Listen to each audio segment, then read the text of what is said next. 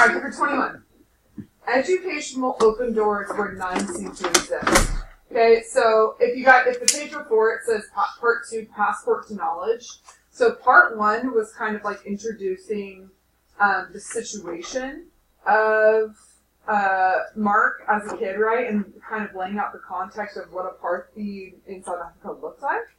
Now we're going to review, the kind of importance that education has on his life. So how on earth does he get out of this? Okay, because not many people did.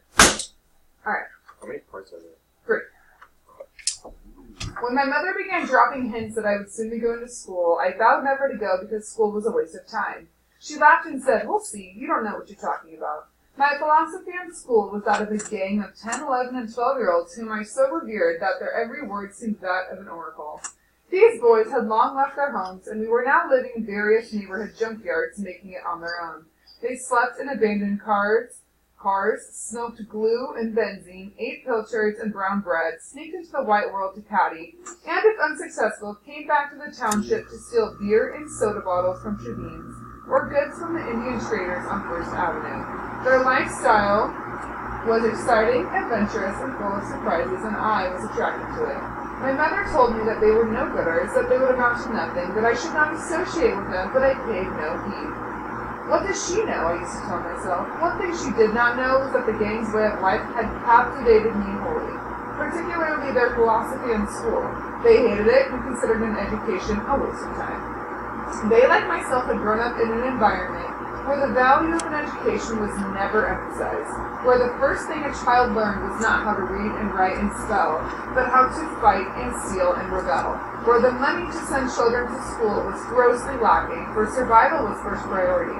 I kept my membership in the gang, knowing that for as long as I was under its influence, I would never go to school. Okay, so in the U.S., is education free? Yeah. Is it a law that you have to go to school? Yeah. Yes, okay. It's child abuse and child endangerment if you do not allow your child to go to school. So, in apartheid South Africa, what do we already know about education? Just based off of those couple paragraphs? I don't like it. They don't like it? Okay. Think of the cost. Is it free for them to go? No. So maybe for the white kids in white South Africa that are banned to education in the slums, okay, they have to pay. And how much money do they make a year? Not a lot. Like, yes, makes sense. Okay. One day my mother woke me up at 4 in the morning. Are they here? I didn't hear any noises. I asked in the usual way. No, my mother said. I want you to get into the wash tub over there. What? I gawked. Upon hearing the word wash tub, I feared taking baths like one feared the plague. Throughout 7 years of hectic living, Janessa! Janessa! I gotta get back to where I was. Throughout 7 years of hectic living, the number of baths I had taken could be counted on one hand with several fingers missing. I simply had no natural inclination for water. Cleanliness was a trait I still had to acquire. Besides, we had only one bathtub in the house, and it constantly sprung a leak. I said, "Get into that tub," my mother shook a finger in my face. Reluctantly, I obeyed, yet wondered why all of a sudden I had to take a bath. My mother, armed with a scrub brush and a piece of light bluey soap, purged me of years and years of drawing till I ached and bled. As I howled, feeling pain shoot through my limbs as the bristles of the brush encountered stubborn calluses, there was a loud knock at the door. Instantly, my mother leaped away from the tub and headed on tiptoe toward the bedroom. Fear seized me as I too thought of the police. I sat frozen in the bathtub, not knowing what to do. "Open up, Mujaji," my mother's maiden name. Granny's voice came shrilling through the door. "It's me." My mother heaved a sigh of relief. Her tense limbs relaxed. She turned and headed to the kitchen door, unlatched it, and she came in Granny and Aunt Bushy. "You scared me half to death," my mother said to Granny. "I had forgotten all about your coming." "Are you ready?" Granny asked my mother. "Yes, just about," my mother said, beckoning me to get out of the wash tub. She handed me a piece of cloth to dry myself. As I dried myself, questions raced through my mind. What's going on? What's Granny doing at our house at this ungodly hour of the morning? And why did she ask my mother, "Are you ready?" While I stood debating, my mother went into the bedroom and came out with a stained white shirt and a pair of faded black shorts. Here, she said, handing me the togs. Put these on. Okay, guys, I want you to look at this scene with a humorous eye, because if you imagine it, it's so funny. Okay? Just listen. Promise. So whenever I want you guys to pay attention, I make sure that you're all listening to me, because I know that you can zone out really easily. Okay? Here, she said, handing the togs. Put these on. Why? I asked. Put them on, I said. I put the shirt on. It was grossly loose-fitting. It reached all the way down to my ankles. Then I saw the reason why. It was my father's shirt. But this is Papa's shirt, I complained. It don't fit me. Put it on, my mother insisted. I'll make it fit. The pants don't fit me either. Whose are they anyway? Put them on, my mother said. I'll make them fit. Moments later, I had the garments on. I looked ridiculous. My mother started working on the pants and shirt to make them fit. She folded the shirt in so many intricate ways and stashed it inside the pants, they too having been folded several times at the waist. She then choked the pants at the waist with a piece of sisal rope to hold them up. She then lavishly smeared my face, arms, and legs with a mixture of pig's fat and Vaseline. This will insulate you from the cold, she said. My skin gleamed like the morning star, and I felt as hot as the center of the sun, and I smelled God knows like what. After embalming me, she headed to the bedroom. Okay, so, do you guys imagine this? He doesn't have any clothes, right? So, the mom goes and finds Dad's clothes, which are way too big for him. She, folds it up and ties it and tucks it in. So, can you imagine him wearing, like pants for shorts? And then it's cold, right? So, she sticks Vaseline and pig's fat all over him, and he's, super, super shiny. I have this horrible memory of pre-K where my mom made me wear this dress that was too big for me, and I still remember it, right? My mom putting this dress on me, and I was swinging on the swings, and one of the boys was like, "Hey, Michaela, nice dress." And I was horrified. And to this day, that memory, put your phone away! That was my phone! The memory of, my parents making me wear that stupid red dress, still, hurts my soul. Right? You can, imagine him on his first day of school, That happened to me once. being rubbed in pig's fat and wearing his dad. How embarrassing. That would feel gross. Yes. That would feel I had to wear a dress once. You what? I wore a dress once. Did you? Yeah. Did you rock it? A what? Did you rock it? Rock it? Did you rock it? Oh yeah, I did. Okay. Yeah, I went to Target or something. I'm proud of you. Because me and my sister switched clothes in kindergarten too. And I was trying to look like a girl, she was trying to look like a boy. It didn't work. Because we were trying to get free ice cream because we both went and then we decided to switch clothes and then go back to get more free ice cream to thinking that they were different people. Grant. Did it work? Huh? Oh, Grant. No, it didn't work. Well, it did work, but it didn't work. They didn't believe it, but yeah, it worked. Alright, so second paragraph from the top on page 194. Good. Where are we going, Grandma? I said, hoping that she would tell me what my mother refused to tell me. I still had no idea I was about to be taken to school. Didn't your mother tell you, Granny said with a smile, you're going to start school? What? I gasped, leaping from the chair where I was sitting as if it were made of hot lead. I am not going to school, I blurted out and raced toward the kitchen door. My mother had just reappeared from the bedroom, and guessing what I was up to, she yelled, someone get the door! Aunt Bushy immediately barred the door. I turned and headed for the window. As I leaped for the windowsill, my mother lunged at me and brought me down. I tussled. Let go of me! I don't want to go to school! Let me go! But my mother held fast onto me. It's no use now, she said, grinning triumphantly as she pinned me down. Turning her head in Granny's direction, she said, Granny, get a rope! Quickly! Granny grabbed a piece of rope nearby and came to my mother's aid. I bit and clawed every hand that grabbed me and howled protestations against going to school. However, I was no match for the two determined matriarchs. In a jiffy, they had me bound, hands and feet. What's the matter with him? Granny bewildered, asked my mother. Why did you suddenly turn into an imp when I told you you were taking him to school? You shouldn't have told him that he's being taken to school, my mother said. He doesn't want to go there. That's why I requested you come today, to help me take him there. Those boys in the streets have had a bad influence on him. As the two matriarchs hauled me through the door, they told Aunt Bushy not to go to school, but stay behind and mind the house and the children. The sun was beginning to rise from beyond the bells when Granny and my mother dragged me to school. The streets were beginning to fill with their everyday traffic.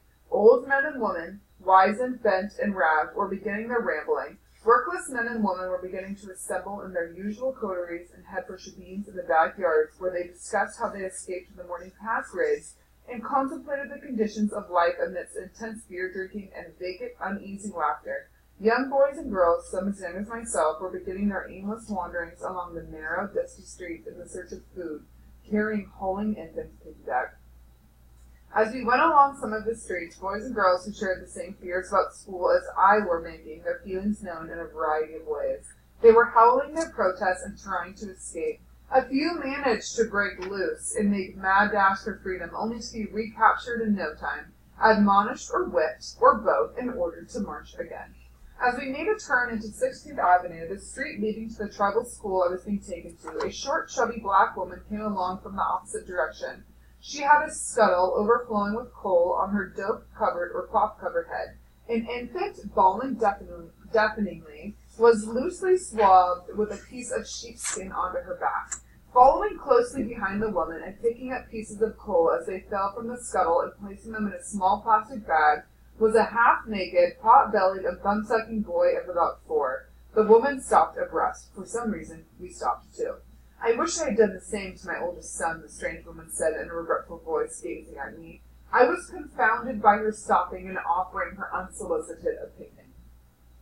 I wish I'd done that to my oldest son, she repeated, and suddenly burst into tears. Amidst sobs, she continued, before the street claimed him and turned him into a satsy.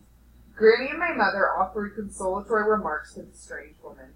But it's too late now, the strange woman continued, tears now streaming freely down her puffy cheeks.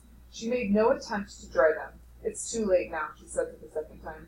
He's beyond any help. I can't help him even if I wanted to. Uswili, he is dead. How did he die, my mother asked in a sympathetic voice. He shunned school and instead grew up to live by the knife. In the same knife he lived by ending his life. That's why whenever I see a boy child refuse to go to school, I stop and tell the story of my dear little Mfitzini. Heartbreak. Having said that, the strange woman left as mysteriously as she had arrived. Did you hear what that woman said? My mother screamed into my ears. Do you want the same to happen to you? I dropped my eyes. I was confused. Poor woman, Granny said ruefully. She must have truly loved her son. Finally, we reached the school and I was ushered into the principal's office, a tiny cubicle facing a row of privies and a patch of yellow grass. So this is the rascal we've been talking about. The principal, a tall, wiry man, poppishly dressed in a black pinstripe suit, said to my mother as we entered. His austere, shiny face, inscrutable and imposing, reminded me of my father. He was sitting behind a brown table upon which stood piles of dust and cobweb-covered books and papers. In one upper pocket of his jacket was arrayed a variety of pens and pencils. In the other nestled a lily-white handkerchief whose presence was more decorative than utilitarian. Do you guys know what that means? Like, there's no point to it. There's no, can't be utilized. It's just kind of like her design. Alongside him stood a disproportionately portly black woman, fashionably dressed in a black skirt and a white blouse. She had but one pen, and this she held in her hand. The room was hot and stuffy and buzzing with flies. Yes, Principal, my mother said, this is he. I see he's living up to his notoriety, remarked the principal, noticing that I had been bound. Did he give you too much trouble? So they literally had to keep him bound with that rope all the way to school. Okay, so not only is he wearing his dad clothes covered in Vaseline and pig's fat, but he's literally hand-tied. Trouble, Principal on the other side. He was like an imp. He's just like the rest of them, Principal Granny sighed. Once they get out into the streets, they become wild. They take to the many vices of the streets like an infant takes to its mother's milk. They begin to think that there's no other life but the one shown them by the Satsies. They come to hate school and forget about the future. Well, the principal said, we'll soon remedy all that. Untie him. He'll run away, my mother cried. I don't think he's that foolish to attempt that with all of us here. He is that foolish, Principal, my mother said, as she and Granny began untying me. He's tried it before. Getting him here was an ordeal in itself. The principal rose from his seat, took 2 steps to the door, and closed it. As the door swung closed, I spotted a row of canes of different lengths and thickness hanging behind it. The principal, seeing me staring at the canes, grinned and said in a manner suggesting that he had wanted me to see them. As long as you behave, I won't have to use any of those on you. How would you guys like that if I had a couple things? Just snap you right into listening. Use those canes on me? I gasped. I stared at my mother. She smiled. I grinned. She smiled too. That made me abandon any inkling of escaping. So they finally gave you the birth certificate in the papers, the principal addressed my mother as he returned to his chair. Yes, principal, my mother said, they finally did. But what a battle it was. It took me nearly a year to get all the papers together. She took out her handbag, a neatly wrapped package, and handed it to the principal. They've been running us around for so long that there were times when I thought he would never attend school, principal, she said. That's pretty much standard procedure, Mrs. Methvane, the principal said, unwrapping the package. But you now have the papers, and that's what's important. As long as we have the papers, he continued, minutely perusing the contents of the package, we won't be breaking the law in admitting your son to this school, for we'll be in full compliance with the requirements set by the authorities in Pretoria. Sometimes I don't understand the laws from Pretoria, Granny said. They did the same to me with my Piet and Bushy. Why, principal, should our children not be allowed to learn because of some piece of paper? The piece of paper you're referring to, Mrs. Mabeso, Granny's maiden name, the principal said to Granny, is as important to our children as a pass is to us adults. We all hate passes, therefore it's only natural we should hate the regulations our children are subjected to. But as we have to live with passes, so our children have to live with the regulations, Mrs. Mabeso. I hope you understand that is the law of the country. We would have admitted your grandson a long time ago, as you well know, had it not been for the papers. I hope you understand. I understand, Principal, Granny said, but I don't understand, she added, paradoxically. One of the papers caught the principal's eye, and she turned to my mother and asked, is your husband a Shangain, Mrs. Methvane? No, he's not, Principal, my mother said. Is there anything wrong? He's Venda, and I'm Shangain. The principal reflected for a moment or so, and then said concernedly, no, there's nothing seriously wrong, nothing that we can't take care of, you see, Mrs. Methvane. Technically, the fact that your child's father is a Venda makes him ineligible to attend this tribal school because it is only for children whose parents are of the Shangain tribe. May I ask what language the children speak at home? Both languages, my mother said worriedly, Venda and Shangain. Is there anything wrong? The principal coughed, clearing his throat, then said, I mean, which language do they speak more? It depends, Principal, my mother said, swallowing hard. When their father is around, he wants them to speak only Venda, and when he's not, they speak Shangain. And when they are out at play, they speak Zulu and Sesotho. Well, the principal said, heaving a sigh of relief, in that case, I think an exception can be made. The reason for such an exception is that there's currently no school for Vendas in Alexandria, and should the authorities come asking why we took in your son, we can tell them that. Anyway, your child is half-half. Everyone broke into a nervous laugh, except me. I was bewildered by the whole thing. I looked at my mother, and she seemed greatly relieved as she watched the principal register me. A broad smile broke across her face. It was as if some enormously heavy burden had finally been lifted from her shoulders and her conscience. Bring him back 2 weeks from today, the principal said as he saw us to the door. There are so many children registering today that classes won't begin until 2 weeks hence. Also, the school needs repair and cleaning up after the holidays. If he refuses to come, simply notify us, and we'll send a couple of big boys to come fetch him, and he'll be very sorry if it ever comes to that. As we left the principal's office and headed home, my mind was still against going to school. I was thinking of running away from home and joining my friends in the junkyard. I didn't want to go to school for 3 reasons. I was reluctant to surrender my freedom and independence over to what I heard every school-going child call tyrannious discipline. I had heard many bad things about life in tribal school, from daily beatings by teachers and mistresses who worked you like a mule to long school hours, and the sight of those canes in the principal's office gave ample credence to rumors that school was nothing but a torture chamber, and there was my allegiance to the gang. But the thought of the strange woman's lamentations over her dead son presented a somewhat strong case for going to school. I didn't want to end up dead in the streets. A more compelling argument for going to school, however, was the vivid recollection of all that humiliation and pain my mother had gone through to get me the papers and the birth certificate so I could enroll in school. What should I do? I was torn between two worlds. But later that evening, something happened to force me to go to school. I was returning home from playing soccer when a neighbor accosted me by the gate and told me that there had been a bloody fight at my home. Your mother and father have been at it again.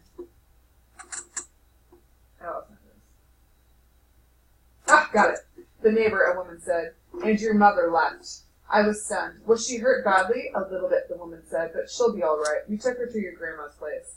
I became hot with anger. Is anyone in the house? I stammered, trying to control my rage. Yes, your father is, but I don't think you should go near the house. He's raving mad. He's armed with a meat cleaver. He's chased out your brothers and sisters also, and some of the neighbors who tried to intervene, he's threatened to carve them to pieces. I have never seen him this mad before.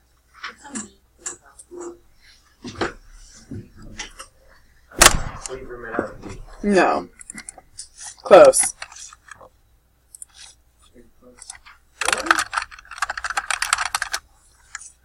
Sword. Oh. I Yeah. was thinking something. Daddy McBain has lost it. Okay, so is he a fan of his father at this point in his life? No. Okay, so what is this situation going to do? Is his name Johannes or Mark? His, English name is Mark. Does that make sense? Okay. He's given all of his siblings in his book their English names as well. And his mom. Okay. I brushed aside the woman's warnings and went. Shattered windows convinced me that there had indeed been a skirmish of some sort. Several pieces of broken bricks, evidently broken after being thrown at the door, were lying about the door. I tried opening the door. It was locked from the inside. I knocked. No answer. I knocked again. Still, no one answered. Until as I turned out to leave. Who's out there? My father's voice came growling from inside. It's me, Johannes, he said. Go away, you bastard, he bellowed. I don't want you or that poor mother of yours setting foot in this house. Go away before I come out there and kill you. Let me in, I cried. Damn it, let me in. I want my things. What things? Go away, you black swine. I went to the broken window and screamed obscenities at my father, daring him to come out, hoping that if he as much as ever stuck his black face out, I would pelt him with a half-a-loaf brick in my hand. He didn't come out. He continued launching a tirade of obscenities at my mother and her mother, calling them whores and bitches, and so on. He was drunk, but I wondered where he had gotten the money to buy beer, because it was still in the middle of the week and he was dead broke. He had lost his entire wage for the past week in dice, and he had to borrow bus fare. I'll kill you someday for all you're doing to my mother, I threatened him, overwhelmed with rage. Several nosy neighbors were beginning to congregate by open windows and doors. Not wanting to make a spectacle of myself, which was something many of our neighbors seemed to always expect from our family, I backtracked away from the door and vanished into the dark street. I ran, without stopping, all the way to the other end of the township where Granny lived. There I found my mother, her face swollen and bruised, and her eyes puffed up to the point where she could scarcely see. Okay, so we're dealing with domestic violence, right? Okay, so hot topic. What happened, Mama? I asked, fighting to hold back the tears at the sight of her disfigured face. Nothing, child, nothing, she mumbled, almost apologetically between swollen lips. Your papa simply lost his temper, that's all. But why did he beat you up like this, Mama? Tears came down my face. He's never beaten me like this before. My mother appeared reluctant to answer me. She looked searchingly at Granny, who was pounding millet with pestle and mortar and mixing it with sorghum and nuts for an African delicacy. Granny said, Tell him, child, tell him. He's got a right to know. Anyway, he's the cause of it all. Your father and I fought because I took you to school this morning, my mother began. He had told me not to, and when I told him that I had, he became very upset. He was drunk, we started arguing, and one thing led to another. Why doesn't he want me to go to school? He says he doesn't have money to waste paying for you to get what he calls a useless white man's education, my mother said. But I told him that if he won't pay for your schooling, I would try and look for a job and pay, but he didn't want to hear that also. There are better things for you to work for, he said. Besides, I don't want you to work. How would I look to other men if you, a woman I owned, were to start working? When I asked him why shouldn't I take you to school, seeing that you are now of age, he replied that he doesn't believe in schools. I told him that school would keep you off the streets and one of trouble, but still, he was belligerent. Is that why he beat you up? Yes, he said I disobeyed his orders. He's right, child, Granny interjected. He paid the bola, which is bride price for you, and your father ate it all up before he left me. In world history, have you guys learned about dowry? Yes, no? So, in certain cultures, like this one, where the woman is basically owned by the husband, a dowry is paid. So that means the bride's family pays the husband's family or gives them like land or something in order to marry their daughter off to him. So it's similar in this culture. In our culture, we don't do that. But what is like the tradition? What is kind of like the dowry of a marriage? Kind of, but maybe, because I was thinking more like the groom always asks the father for, you know what I mean? So it's kind of like, there's still an exchange. If you're going to propose to someone, you typically ask the father for approval. Huh? It's just kind of a Have you asked tradition. someone to marry you? Yeah. You guys are like 15, you're not gonna like do this anytime soon or know much about it. But that's typically the tradition. Like if you just propose to someone without telling her family, there might be some issues. You would never know. Just have a wedding. Don't tell them. Alright. To which my mother replied, but I desperately want to leave this beast of a man. That with his Lobola gone, I can't do it. That worthless thing you call your husband shouldn't have sold Jackson's scrawny cattle and left him penniless. Don't talk like that about your father, child, Granny said. Despite all, he's still your father, you know. Anyway, he asked for Lobola only because he had to get back what he spent raising you. And you know it would have been taboo for him to let you or any of your sisters go without asking for Lobola. You and Papa seem to forget that my sisters and I have minds of our own, my mother said. We didn't need you to tell us whom to marry and why and how. If it hadn't been for your interference, I could have married that school teacher. Granny did not reply. She knew well not to. When it came to the act of selling women as marriage partners, my mother was vehemently opposed to it. Not only was she opposed to this one aspect of tribal culture, but to others as well, particularly those involving relations between men and women and the upbringing of children. But my mother's sharply differing opinion was an exception rather than the rule among tribal women. Most times, many tribal women questioned her sanity in daring to question well-established manners. But my mother did not seem to care. She would always scoff at her opponents and call them fools and letting their husbands enslave them completely.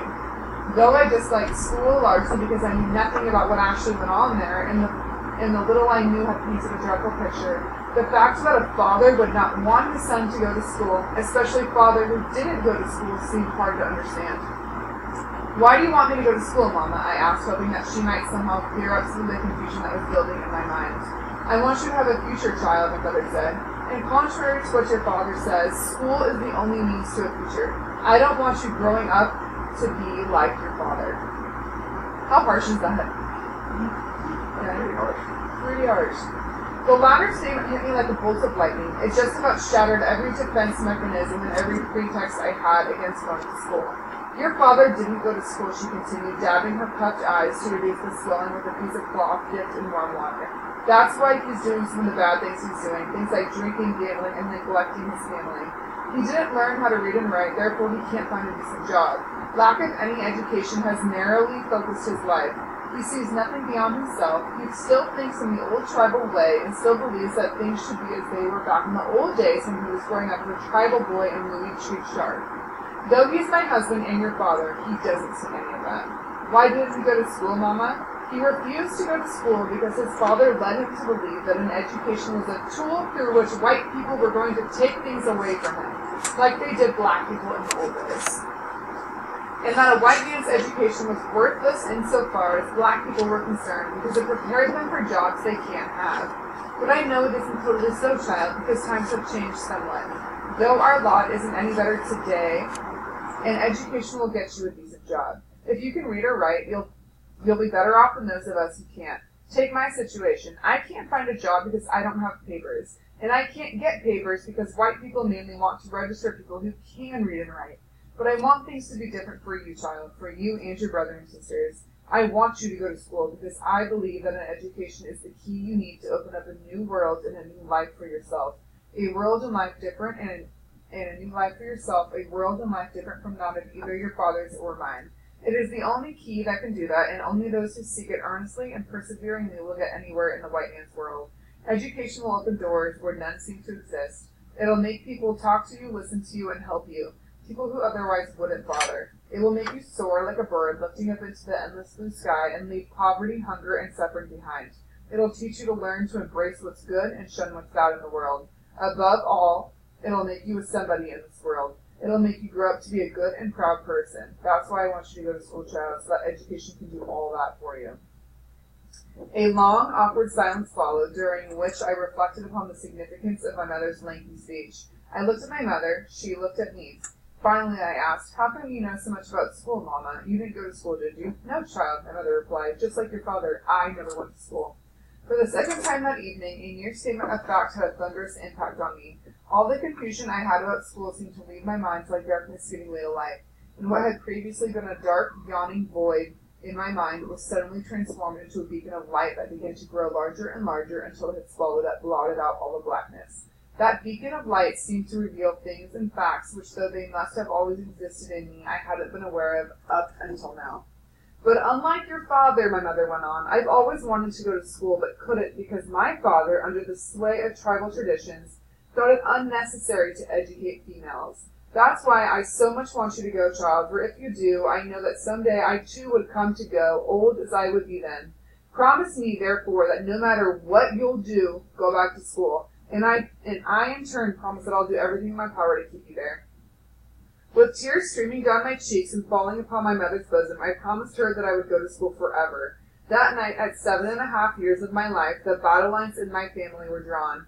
My mother on the one side, illiterate but determined to have me drink for better or for worse from the well of knowledge. On the other side, my father, he too illiterate, yet determined to have me drink from the well of ignorance. Scarcely aware of the magnitude of the decision I was making, or rather the decision which was being emotionally thrusted upon me, I chose to fight on my mother's side, and thus my destiny was forever altered.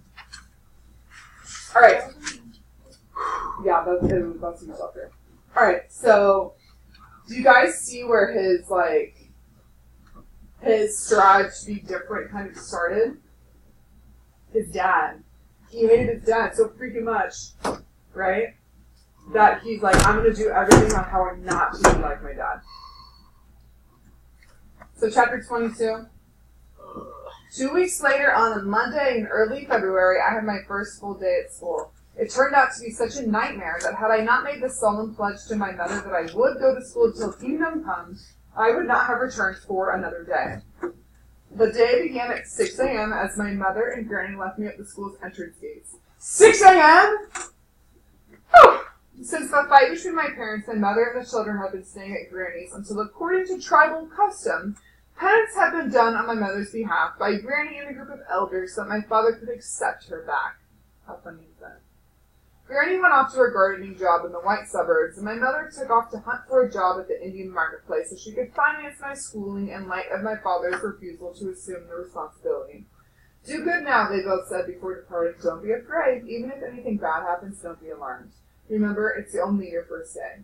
You'll get used to school in no time, and remember to learn as much as you can for the day. I carried a heavy slate tied to my neck to avoid losing it. A pencil, 2 thin slices of brown bread, sprinkled with brown sugar, and a mind full of confusion and anxiety. That's like, it's around his neck. Like a string with bread and a pencil. After Granny and my mother left, I reclined on top of a huge boulder nearby and gazed eastward at the flickering stars slowly vanishing from the black eastern sky. Bluish-white smoke formed early morning braziers billowed upward in streamlined wisps. The school was, except for myself, deserted. The sun came up gradually, and I marveled at how, as it emerged mysteriously from behind the distant shacks and build, everything suddenly sparkled and filled with warmth and spring to life. I dozed. I was abruptly awakened by the loud ringing of the church bell, signaling the start of the school day. The nightmare began. Apparently, while I had been napping, the school year had been steadily filling with apprehensive children on their first day of school, many of whom were crying. All of a sudden, a group of neatly dressed men and women began corralling the bawling children, using the canes I had seen in the principal's office. The teachers herded us into a narrow, sandy courtyard where, I heard a veteran schoolgoer say, morning assemblies were held. Welcome, everyone, new and old, announced the principal in a loud, excited voice. His words were immediately drowned by the din from the throng of about 2,000 schoolchildren, many of whom, those on their first day at school, screamed and cried and begged for their parents to come and take them home. Yes? Was this like a really big school? So, do you remember the picture, who had education? I don't remember, but they had a picture of, like, all these kids, like, smashed into this tiny, like, classroom. They did not have, think of everything given to them was from the white government, right? So they're not going to give them, like, this massive school. And he describes the classrooms in a minute. Okay. The principal was without the help of a voice amplifier. So he was, like, yelling. Like, imagine me with, like, 2,000, like, screaming and crying children trying to, like, get them to... I would lose my voice. Yes. First day. As he stood there in his first of all, if he's wearing you guys know what a pinstripe suit is? No. Oh my gosh, guys. Okay. Sorry, you have to see this.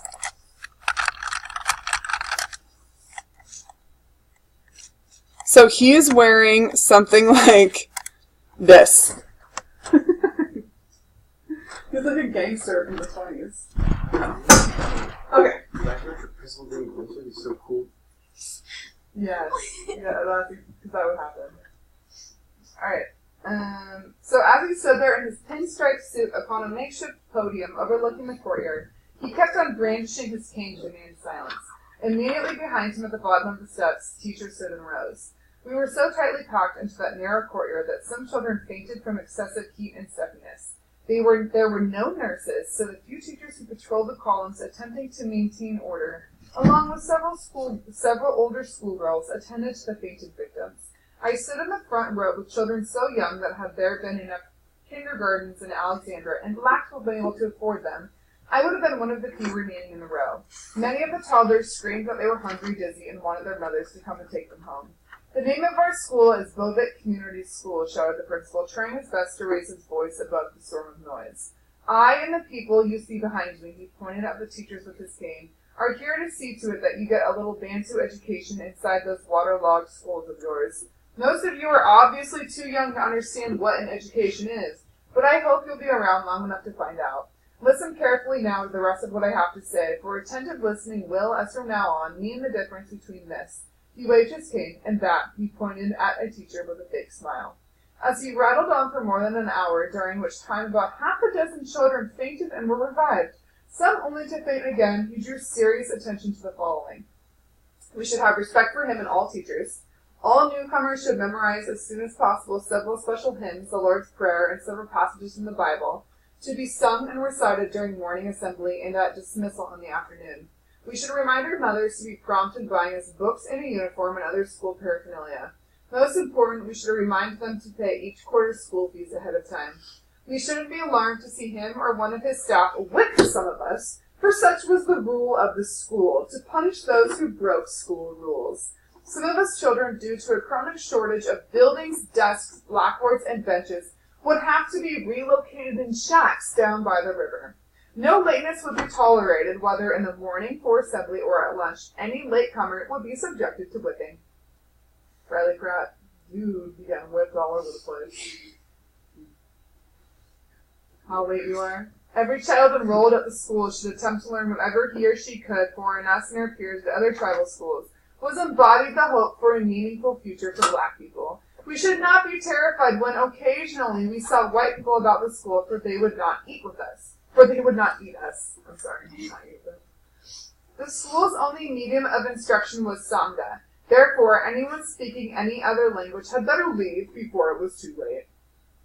School, for many of us, would be a rough and a constantly uphill battle, but he hoped that some of us would remain in school long enough to learn to write our names. After a few words, mainly a repetition of what the principal said from several of the senior teachers, a hymn was sung and a prayer said. We were then ordered to dismiss. The veteran schoolboys were led by several male teachers to clear the jungle of weeds that had grown in front and behind the school buildings during the holidays, and the veteran schoolgirls were led by some of the female teachers to clean the classrooms.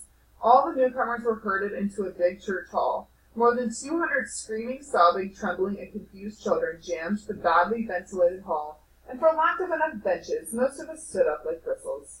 The place was like a madhouse. Here you go, Janessa. Outside, still more children were attempting to squeeze their way in.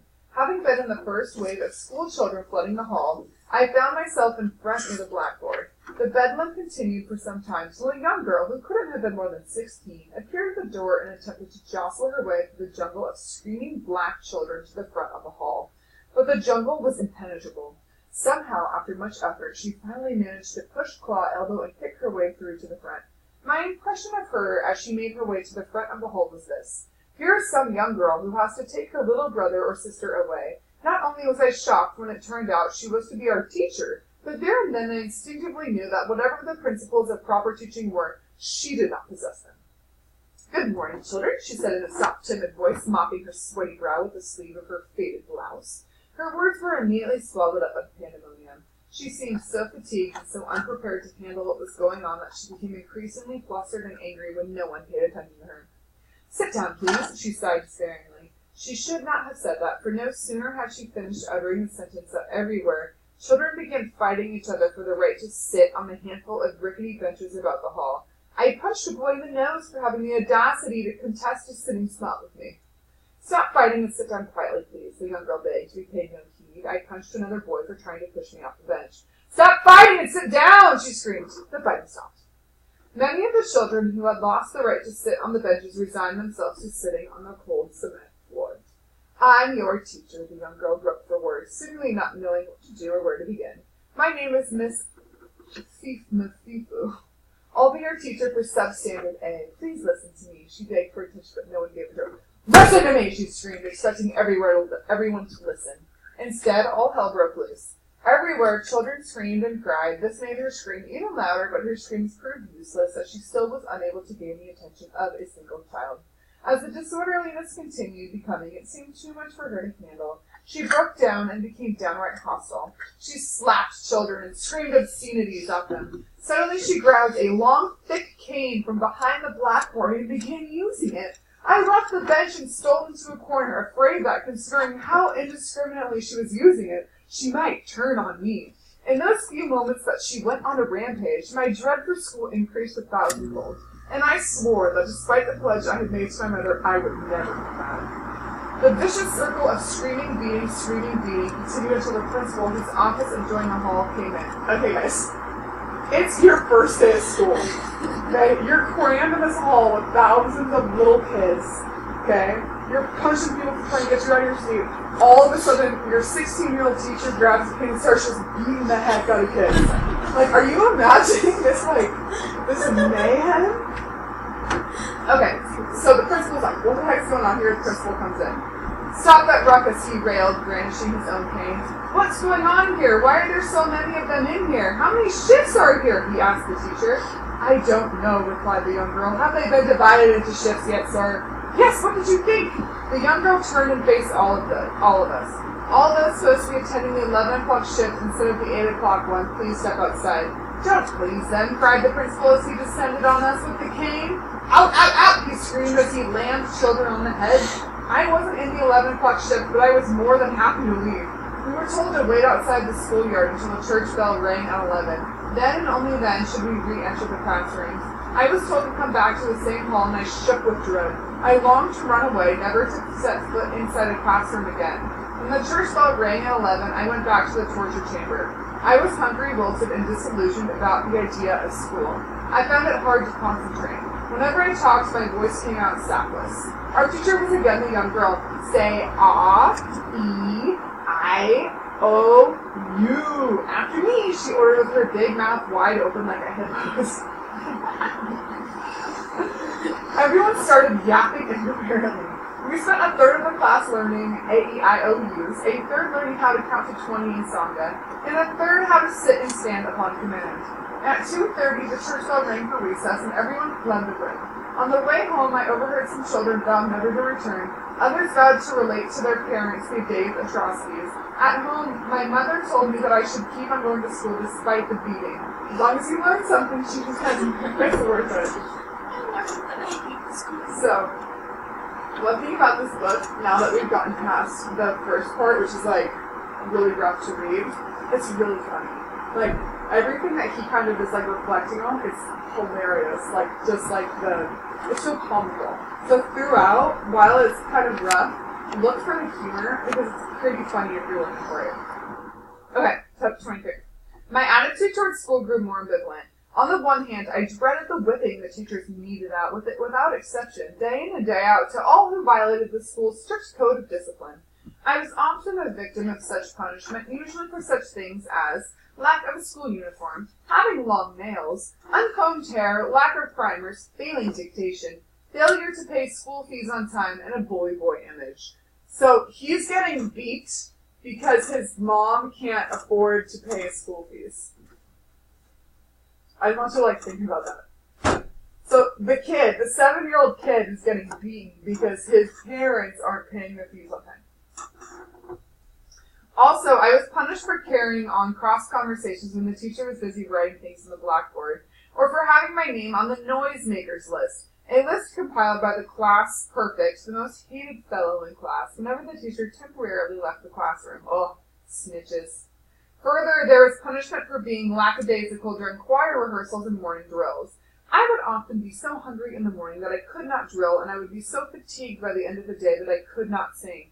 For being late for school, I was consistently late because each morning my mother had to leave to go hunt for jobs, and I had to take my brother and sisters to Granny's. Along with all that, I hated the mountains of homework for which we were punished for not doing or doing incorrectly. On the other hand, 4 things happened to make me stay in school. First, the 16-year-old teacher was dismissed within a month after she suffered a severe nervous breakdown. Any teacher can relate. An older, lovable woman with children of her own in the class replaced her. Even though she too whipped us, she didn't do so with the unchecked brutality of the young girl. Besides, she punished her own children also as severely as the rest of us, which led me to conclude that she was at least fair. Nathan, good buddy. We're almost done. Second, I began making friends, some of whom came from affluent homes and thus constantly had lunch money. One boy my age, whom I had befriended on the first day of school, had a father, a store owner, who daily gave him 1 rand as an inducement to going to school and working hard. Third, a nutrition program called Higalingu was established near the school by Catholic sisters from the Alexandra Health Clinic. This facility provided children from my school and other tribal schools in the area with a low-cost lunch, peanut buttered brown bread, and a mug of skimmed milk, all for 4 cents. At lunchtime, therefore, those with 4 pennies, a kingly sum, so you saying 4 pennies was a ton of money, would wait in line, always long. Sometimes, though, there wouldn't be enough bread or milk to go around. My mother tried her best to furnish me 4 cents each day, and often I would bring my brother and sisters some leftover pieces of peanut buttered bread and some skimmed milk. When my mother didn't have the 4 cents, I would cling to my affluent friends like a parasite. They didn't seem to mind. Fourth and last, the opening of a new and intriguing world of words, songs, and numbers gradually established in me a desire to learn more. I was thrilled at being able to recite arithmetic tables and the letters of the alphabet forward and backward. We were taught everything in Sangha. When I finally learned how to count up to 10 and to spell my first and last names in English, I was so overjoyed that I constantly begged my mother to listen to me talk English. The greatest benefit of my crude English was that for the first time I could understand a few stock phrases in the movies. One hot December afternoon toward the end of my first year at school, the principal interrupted classes and summoned everyone to the courtyard. The entire school was there, including those who took classes in the tin shacks by the river. Today is the last day of school, he announced as he stood upon a makeshift podium. Our school began in January and continued until December, with only a few weeks' breaks each quarter. As soon as he said that, the columns of school children standing under the blazing sun erupted in excitement. I know it's been a rough year for many of you, he continued, shielding his narrow eyes from the sun with a fool's cap. But I must say that I'm delighted to say that many of you are still with us, which is a slight improvement from last year's awful dropout rate. I hope you will all stay the course. School is very hard work, I agree, especially when there aren't enough books and desks and classrooms, not to mention enough teachers. But it's worth the toil, won't you all say? A mighty wave of no's mixed with giggles swept the crowd. Changing the subject, the principal went on. As we've now come to the end of the year, I would like to wish each of you a safe and pleasant Christmas holiday. Those of you who will be going to the tribal reserves to visit relatives, may God clear your paths and bring you back safely. Those who will be remaining in Alexandria, stay out of trouble and don't eat too much. He paused and then whispered something to one of the senior teachers standing behind him. The latter handed the principal a note. By this time, all children were beside themselves with joy at the prospect of the oncoming holidays. Turning to us, the principal said, before we sing the customary hip hip hurrah, I will, as is the custom each year, call upon your hard-working, dedicated, and grossly underpaid teachers to announce the year-end examination results and class standings. Suddenly, everybody became very quiet. We'll begin with the results for the substandard A, said the principal, and he vacated the podium. Along came 4 female teachers. No male teachers taught the substandards, including mine, each carrying in her hand a class register containing the pupils' names, their ages, their grades, their attendance records throughout the year, and whether or not they had paid school fees. Do they say that, like, publicly in front of everyone? Yeah, so they're, like, announcing the results for everyone. Okay? Yeah, sorry. My teacher went first. Everything occurred so quickly after she had ascended the podium and uttered the words. Out of 164 pupils enrolled in my class this year, and out of 400 standard A pupils in the entire school, the top pupil with a total of 794 marks, 50 marks ahead of his nearest rival, is Joe Hans McAbane. That I did not grasp the significance of her remarks until I found myself being called to the podium, and once there being congratulated by the various teachers. Wonderful achievement, boy. Keep it up. Well done. That's the way to work hard. That's the way to stock up the competition, boy. Your parents ought to be proud of you. When I recovered my senses, the teacher handed me a white sealed envelope and told me not to open it, but to give it to my parents. She then went back to announcing the rest of the results. I returned back to my row. I was on crowd 9. My classmates looked at me with envious eyes. The teachers of the other classes read the names of the top students in their respective classes, and these students were called to the podium to be congratulated and to receive their envelopes. Afterward, the principal called upon the assembly to give all the top achievers a round of applause.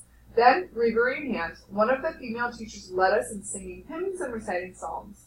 After that, the principal led us in prayer, a prayer which all tribal school children were expected to know by heart, regardless of the religious beliefs of their parents. The prayer went, Our Father who art in heaven, hallowed be thy name, thy kingdom come, thy will be done as it is in heaven. Give us this our daily bread. The principal then shouted, hip hip, at the top of his voice 3 times, and the assembly roared, hurrah, hurrah, hurrah!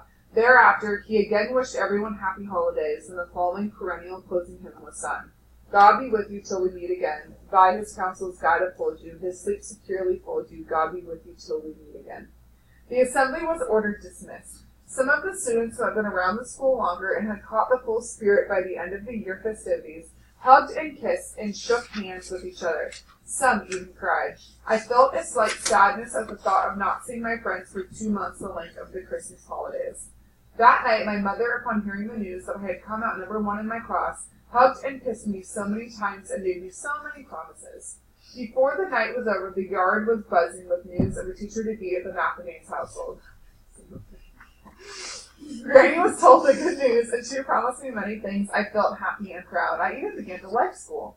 What was so remarkable about my first year performance was that I had come out number 1 despite chronically lacking books, having had to resort to paying more attention during class lectures, borrowing other children's books to do homework, and relying on a picture book memory during exams. My accomplishments at school must have touched my father's heart, for one Friday night in my 2nd year of school, he did something that made me cry. Johannes, come here, he called. I went. He had just arrived from work and was sitting by the table waiting for dinner, which my mother was busy serving. Flora was singing lullabies to Miriam. Maria was playing placidly with her frayed rag doll, and George huddled near the brazier, sleeping. How much is a slate, he asked. 20 cents. School fees, 1 rand, 20 for the entire year. That much, my father cried, astounded. The amount was 1/10 of his wages. Where in the hell do teachers think we black people can get that type of money? They must be mad. Black people aren't flush with money like white people are. Turning to my mother, he said, I told you, woman, not to take him to the damn school. Now, where do you think he will get money to buy slates and pay school fees? Not from me. Humbly, my mother said, well, I bought him that 1 slate. He broke it and kept using the pieces for a year, and I've already paid his school fees for this year. Where did you get the money? Asked my father suspiciously. I didn't use your money, if that's what you're thinking, my mother said. Granny gave me from the little she had. Now, who is going to pay him for next year and the next and the next? Won't you have a change of heart, Jackson, my mother asked. He's your son, you know. The money you're wasting on liquor and gambling can pay for his school needs. He's already done well his first year, and who knows, if he keeps on doing well, someday he may get a good enough job and take care of you in your old age. I don't believe in schools, woman, my father said emphatically. How often do I have to tell you that? Just look at all those so-called educated people. What has education done for them? They pick garbage, wash cars, work as garden boys and delivery boys. Is that why people pay all this money to go learn at school? I myself wouldn't go even if school were free. There are teachers, doctors, and nurses, my mother said. He can become a teacher. And how much will he be paid? My father returned sarcastically. There are teachers I know who are making half of what the garbage man makes. All that this talk was confused me. How much did you say a slate was? My mother turned to me and asked. 20 cents. And that other book, how much is it? You need a primer? 40 cents. Here's 60 cents, he said, reaching deep into his pocket. My mouth dropped. I thought I was dreaming. My mother's face broke into a wide smile. Come on, what are you frozen for? My father said to me. Do you want the money or don't you? I timidly reached out and took the money.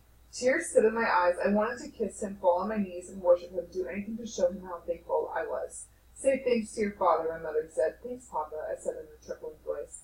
But don't you get any ideas now, my father said. This doesn't mean I'm going to buy you everything for school. When you've learned how to read and write letters, I want you to stop going. That's all the education you need to get by in this world. Okay, so you have like 4 pages left in this chapter. It's Monday, so it's shorter day today. So you finish this chapter, and then you have your reading questions, and that's it. Okay? So why are you Huh? I don't know if we have time. You have reading questions on Canvas. Here. My sister's part of it is like education, Uh-huh. and like in the schools here, they have like one-room schoolhouses, and they have one primer to go around like all the kids. It's crazy. What? It's like passed around this book, like here's the next one. We're actually like, We're getting by pretty good. Like, really good this much already.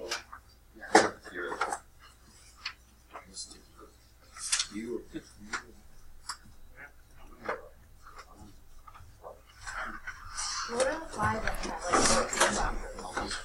Pretty nice. oh my god. We're also sitting there.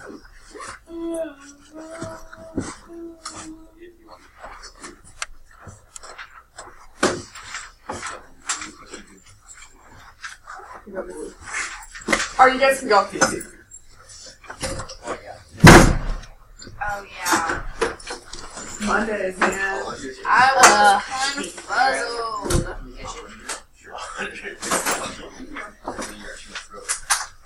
For the questions, the first one says, "Why is Mark afraid of the white man?" Is that in school or just in general? I think I'm gonna delete that one off. It's from. Actually, let me see. Oh, I can talk to you. I think that's the chapter 20, the white man that they need to like get the paper. What? Is that the white man that Yes. Oh, that makes more sense. Like, you know, when they have to go to like the boss's office to get it. They push the in this house.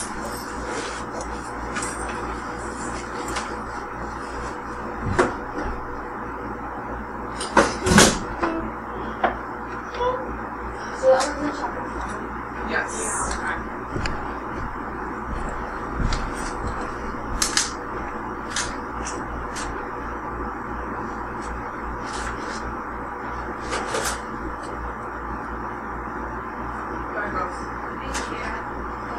you.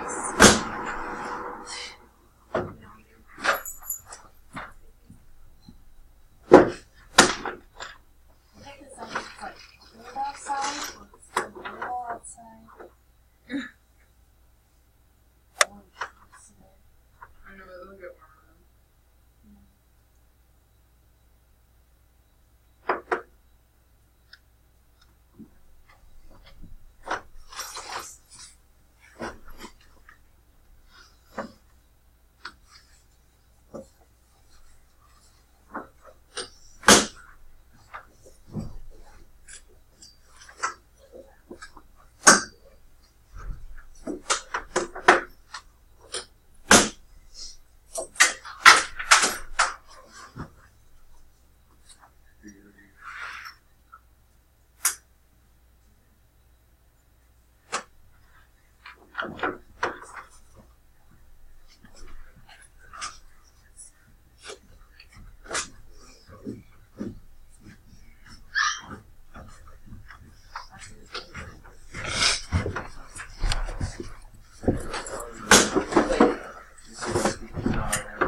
where our good spirit is. Because this one's my dog.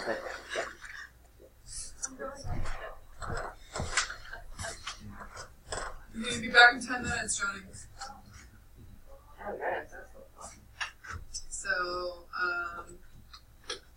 Logan, here. Oh, what? Are you going on? No, I'm just gonna let. You can come back. Oh, I'm just gonna go over your tennis. Oh, okay. I know, yeah, I did. You're fine. I'm so little Steve. It takes time and hard work for that.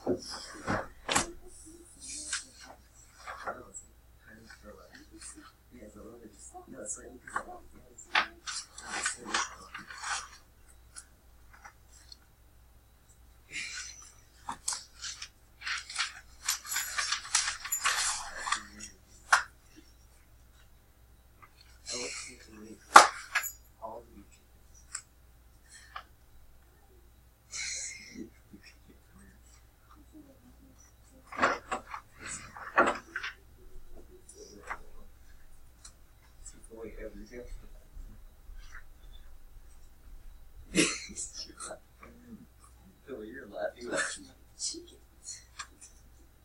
The way you're laughing at take away my chicken.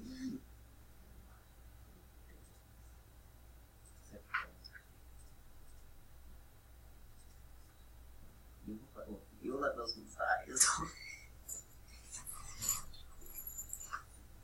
What are you guys doing? Trying to make her fall out of her chair.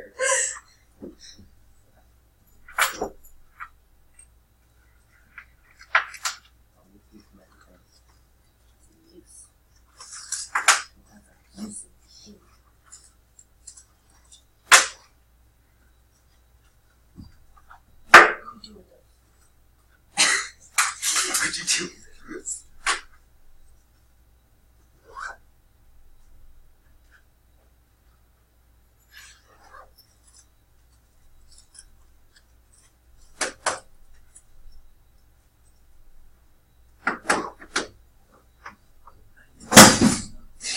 Hell.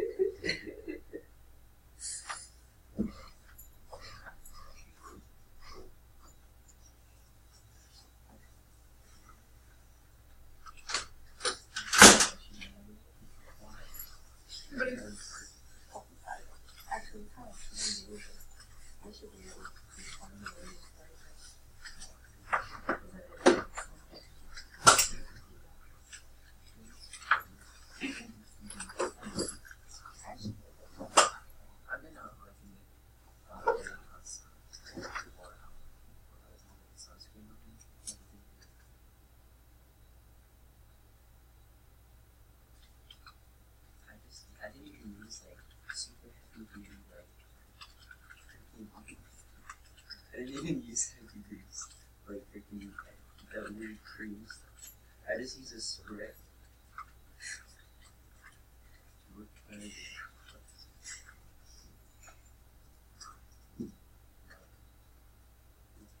I didn't even do it.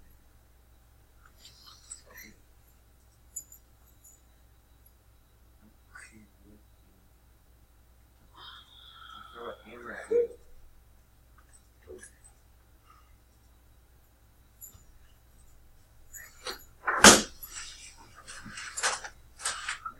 The mattress. Okay. Stop it. What the heck was that?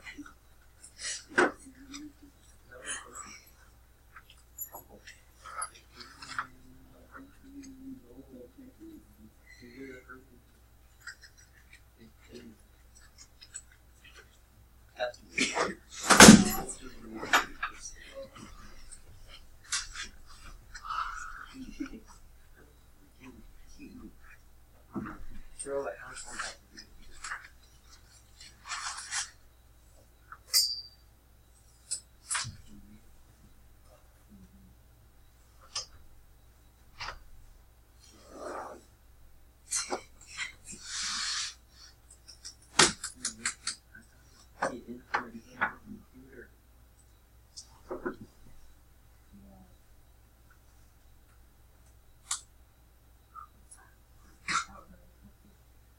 That was a weird.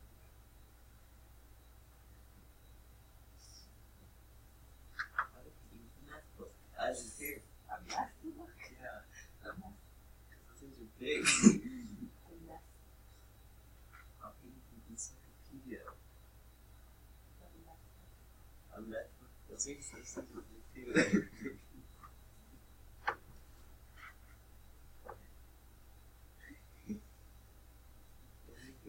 Get Mr. Ward on you and see if they can. What is that music? How pain. The thing called pain. How.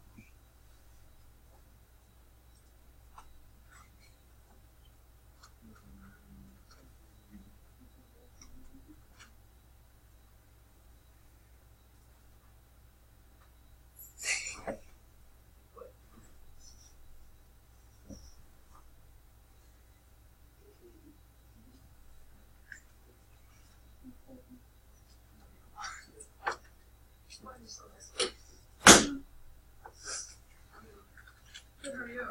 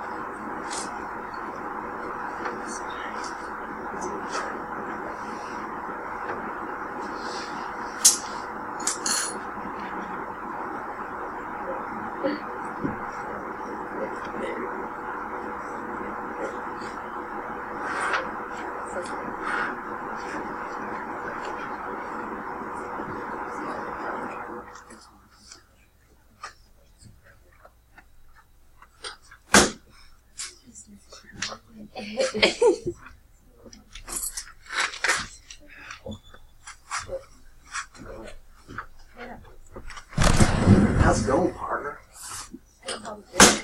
You didn't see that. I saw that you slid. Yeah. What are you doing? Are you good over there? Mm. I think he's good. Gotta do a lot of snoring though. You gotta get really epic into it. No, I don't need flashbacks of them. You need flashback to what? My dog. Seriously, he's so loud. Like, if he lays in the front room, I'll hear him in my room. Really? You didn't hear that? I heard it. No, but, like, he... You know the French Mastiff is? Yeah, they're adorable. Yeah, like, do you remember the movie Turner and Hooch? Yeah. Yes, pretty much. Yeah, no, but, like, he'll lay against this one wall, and it will echo throughout the whole entire house, so you'll just hear him snore, and I'm just like... I've been staying at my friend's house. He snored while I don't know if you're doing before. I've heard him because he's been in the room.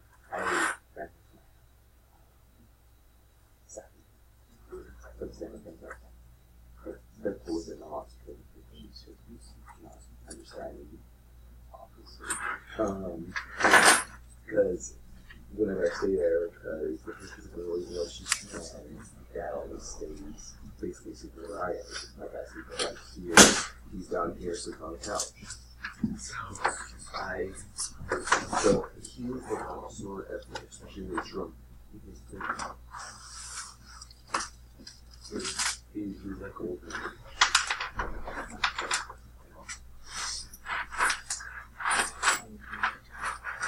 And he's the loudest snorer ever. I mean, he's in the trailer, so there's like a little log cabin, which is literally logs, like made out of logs. So it should be pretty soundproof, right? And he's in the trailer, which is probably 30 feet away, and he's inside the trailer. You can hear him. I mean, it's not like there's a lot of TV if you're in the trailer, you can still hear him. And the story needs to be heard. It's a statement against humanity. Humanity is too loud. We need to be shut down. Right? Doesn't be snoring over Eustress. Ooh, what's eustress? Dude. I've heard your dog snoring over a video call because he's been in your room. My friend has heard my brother's beat his girlfriend before I was video call. And that girlfriend proceeded to cheat on him. I acted like I felt sorry for my brother, but really, I was cheering for her. I was like, good for you, because she's like a small little petite girl. Like she couldn't do anything about it. She was your status. Up to your chest. Chest high. Oh For yeah. you. Oh, And I know people. Probably around, I think it's John. And my brother was like taller than you, probably by. Oh, I wonder, because I'm 5'7", so he could be 5'9". He's 5'9". Okay. And he's slowly too, but he's muscly. He's not muscly, but he's toned. He's not even toned. So kind of just like lean. Yeah. And so eventually he was freaking out when he found out that she cheated on him. And he deserved it a lot. Like ordering my friend overcall over screaming for help. Yeah. It's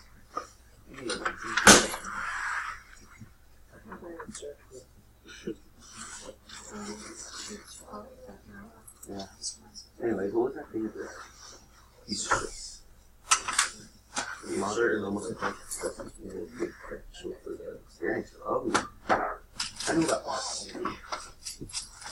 My mom had that when she was a kid. When she like went and did something and now she just says no stress. What my stress? I have stress. But I have a lot of stress right now.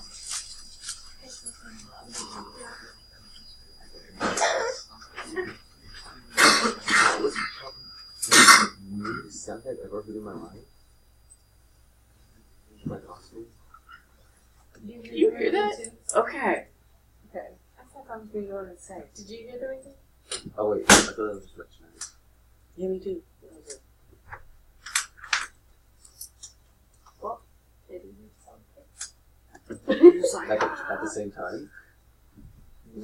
And maybe we all have actually.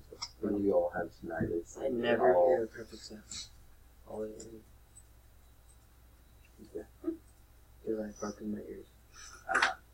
A grenade went off like that. It's not even 30 though. Like, pretty close to that.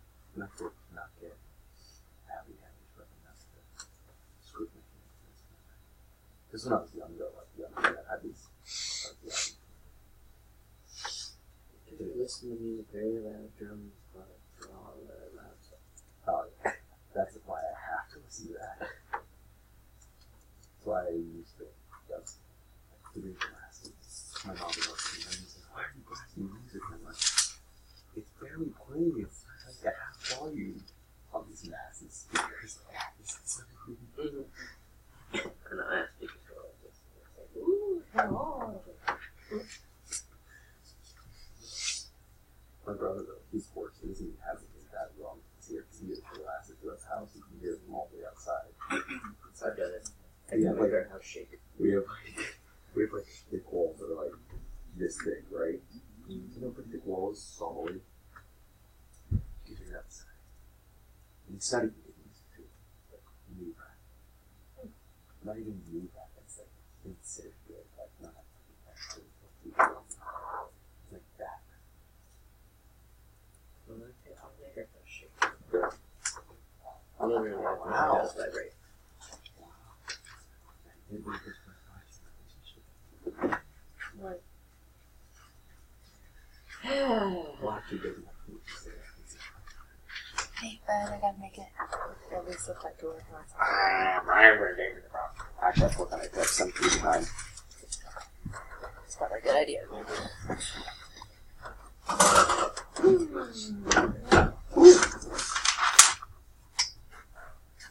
Is this yours? No. This is cool.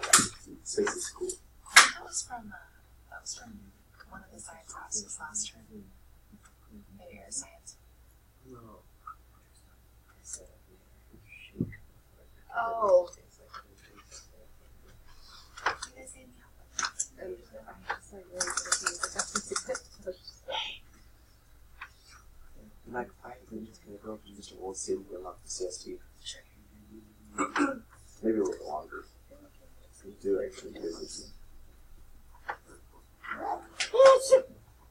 Was that a sneeze? No. There it is. Nice. Was that a That was. That was. You're so mean for using that. I had it. You didn't. You were just like, I need to sneeze. I was fighting with them. Well, too late. Yeah, I think it might be a little bit too late. I don't know why it is. Hey, at least we right about everywhere. At least not that I can see. No. I can see red. That's all. It's happened to me the first week.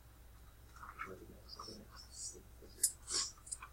I bet my mom's caught up with No. the whole windshield just half the windshield. It's my side of the windshield. Blood. I did the dashboard and everything. Mom was like, you're gonna be my code. That in my first time back. Oh, Literally not even joking. I just walked out the bathroom. It was just like an open bathroom for everyone. So they just walking.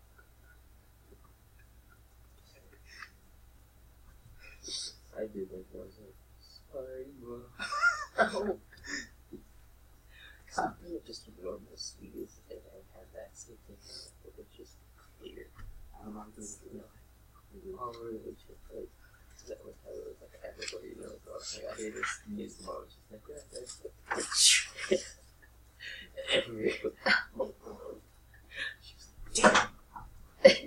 Not again. She was like, yeah. What? She just said you just had it. Yeah, I was like, You kind of like roll down the window and see this outside door. oh, I've done that before. Like, I had to spray it, or like, you just smoke it. And I like to that, get up and spin it, and it's definitely good. It was really like a blood ball. I don't know. It's stuck to the side of my mouth. And I put it, I spit it up in there, and just stick. And it stayed the entire drive. Boom.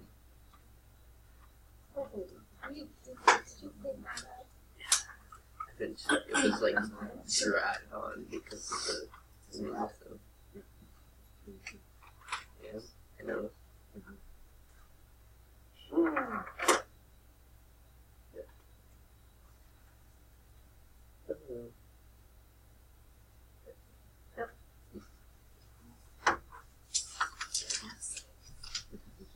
Yeah.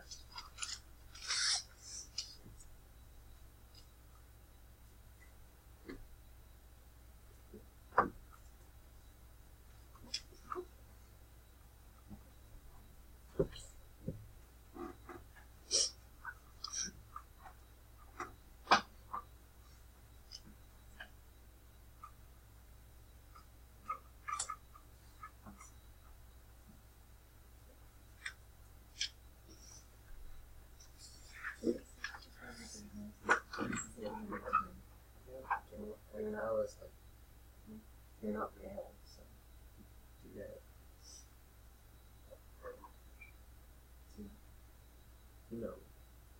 But literally, it's like, there's sometimes I'll get a cut of it, there's no strictly, you know, it's like,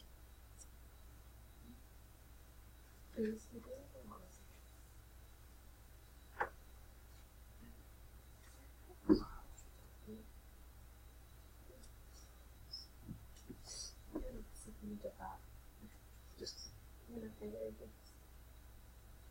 And I think that there's. So you can do that. No, but it's like.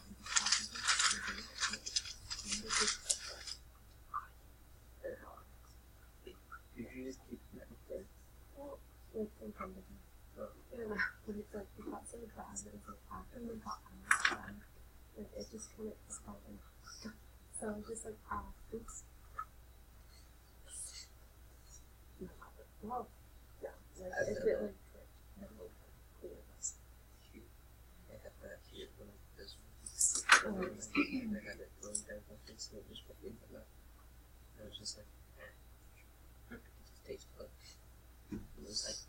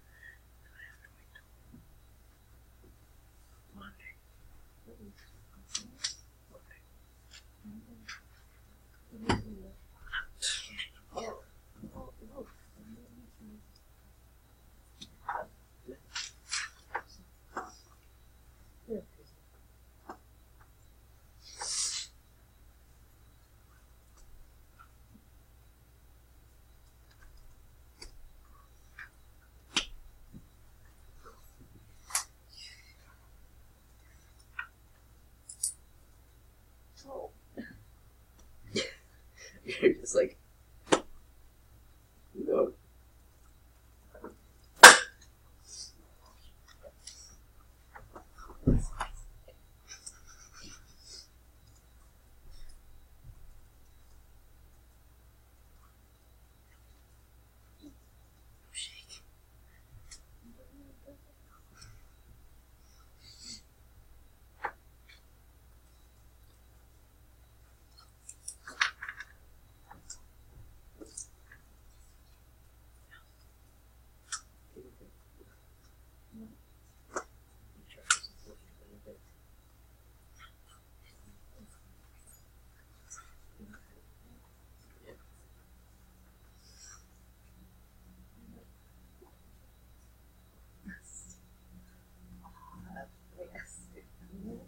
Oh, yeah,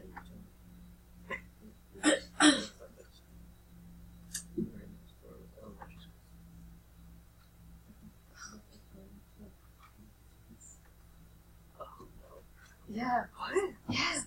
Yeah. Like, she didn't even know it. Like,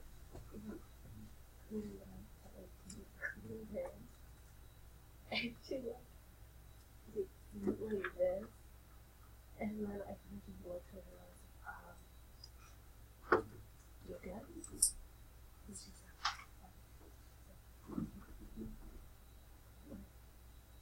you looked at her, looked at mom, and she's like,